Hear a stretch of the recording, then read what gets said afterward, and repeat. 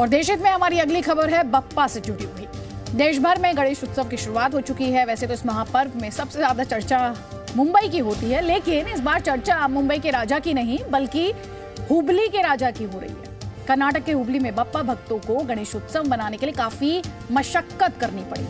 हिंदू पक्ष हुबली के धारवाड़ ईदगाह मैदान पर गणेश पंडाल लगाना चाहता था, लेकिन मुस्लिम पक्ष को इस पर आपत्ति थी। लेकिन सारे ऐतराजों को किनारे करते हुए कर्नाटक हाईकोर्ट ने गणेश पंडाल लगाने की अनुमति दे दी।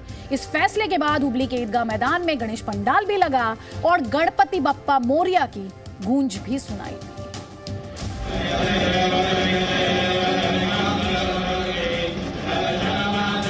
देश भर में आज से गणपति उत्सव की शुरुआत हो गई। खासकर मुंबई में गणपति उत्सव धूमधाम से मनाया जा रहा है।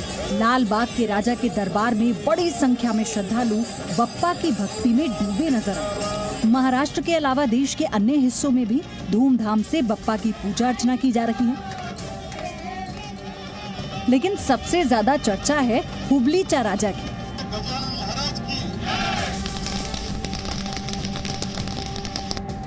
दरअसल कर्नाटक के हुबली ईदगाह मैदान में गणपति उत्सव मनाने का मामला कोर्ट तक पहुंच गया।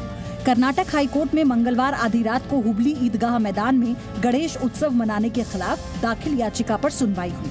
हाईकोर्ट ने कुछ शर्तों के साथ ईदगाह मैदान में गणेश उत्सव मनाने की इजाजत दे दी। हाईकोर्ट ने अंजुमन इस्लाम की अर्जी खारिज कर दी।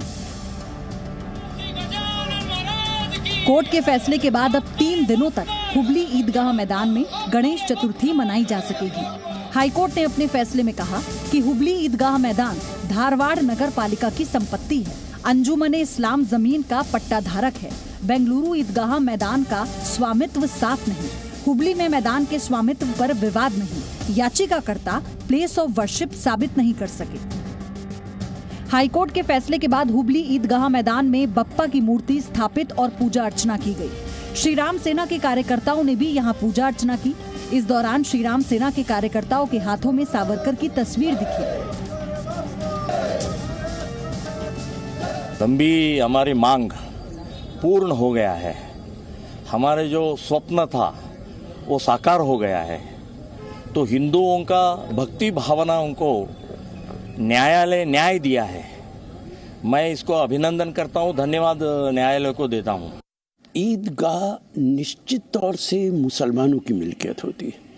उसमें हर साल 2 बार नमाज पढ़ी जाती है। एक तरफ मुरादाबाद के अंदर घर के अंदर आप नमाज नहीं पढ़ने दे रहे।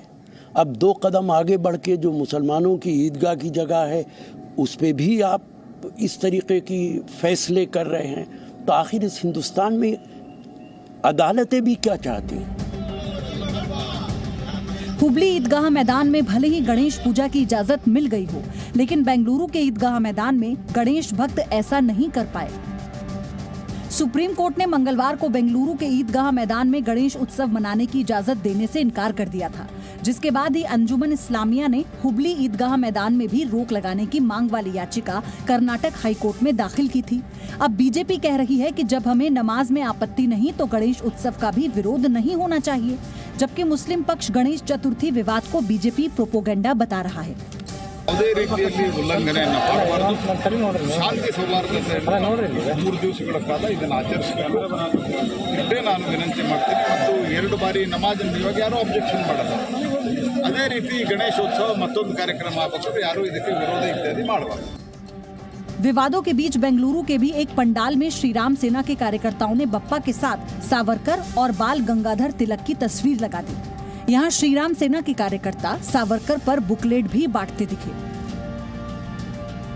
बेंगलुरु और हुबली के इन मैदानों का ना तो कोई धर्म पहले था ना आज है, लेकिन जैसे ही यहाँ पंडाल लगाकर गणेश चतुर्थी मनाने की इजाजत मांगी गई, अचानक मजहब बीच में आ गया। लेकिन कर्नाटक हाईकोर्ट के फैसले ने इस विवाद पर विराम लगा दिया।